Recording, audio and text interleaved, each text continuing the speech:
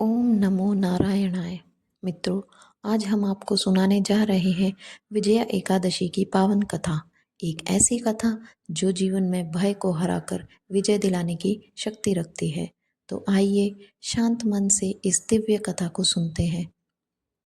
प्राचीन काल की बात है, जब धरती पर धर्म और अधर्म के बीच निरंतर संघर्ष हुआ करता था।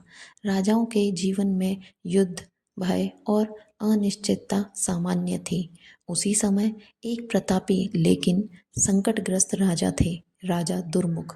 राजा दुर्मुख का राज्य चारों ओर से शत्रुओं से घिर चुका था।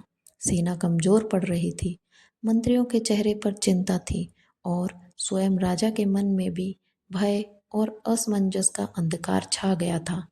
राजा ने कई उपाय किए, यज्ञ, दान, युद्ध की तैयारी, परंतु विजय कहीं दिखाई नहीं दे रही थी। एक दिन राजा दुर्मुख ने अपने राजमहल में महर्षियों और विद्वान ब्राह्मणों को आमंत्रित किया और हाथ जोड़कर कहा, हे ऋषिगण, मेरे राज्य पर संकट है, शत्रु शक्तिशाली है और मेरा मन डगमगा रहा है। कृपया मुझे ऐसा कोई उपाय बताइए जिससे मैं इस युद्ध में विजय प्राप्त कर सकूं। तब सभागार में एक तेजस्वी ऋषि आगे आए। उनके मुख पर शांति थी और वाणी में दिव्यता। उन्होंने कहा, हे राजन, यदि आप सच्चे मन से विजया एकादशी का व्रत करें तो स्वयं भगवान श्री विष्णु आपकी रक्षा करेंगे और आपको अवश्य विजय प्राप्त होगी। राजा ने श्रद्धा से पूछा, हे गुरुदेव, यह विजया एकादशी क्या है और इसका व्रत कैसे किया जाता है? ऋषि बोले, फाल्गुन मास के कृष्ण पक्ष की एकादशी को विजया एकादशी कहा जाता है। यह व्रत भय, पराजय और बाधाओं को नष्ट करता है। जो भी व्यक्ति इसे श्रद्धा, संयम और नियम से करता है, उसे जीवन में कभी हार नहीं मिलती। राजा दुर्मुख ने उसी क्षण व्रत करने का संकल्प ले लिया। एकादशी का दिन आया।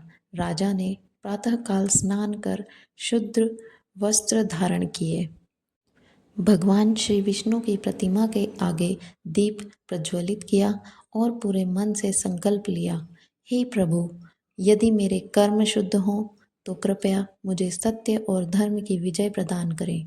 राजा ने दिन भर उपवास रखा, विष्णु सहस नाम का पाठ किया, तुलसी अर्पित की और ब्राह्मणों को दान दिया।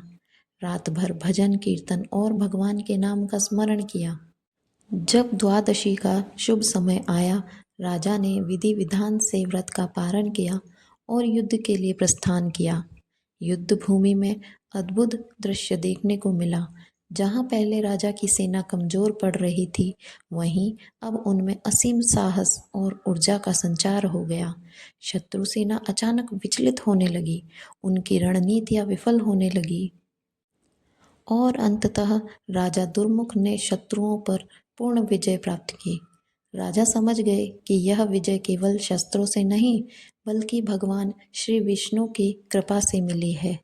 राजा दुर्मुख ने राज्य में घोषणा करवाई, जो भी व्यक्ति जीवन में भय, संकट या पराजय से घिरा हो, यह विजया एकादशी का व्रत अवश्य करें। तभी से यह एकादशी विजय, सफलता और बाधा निवारण का प्रतीक मानी जाती है।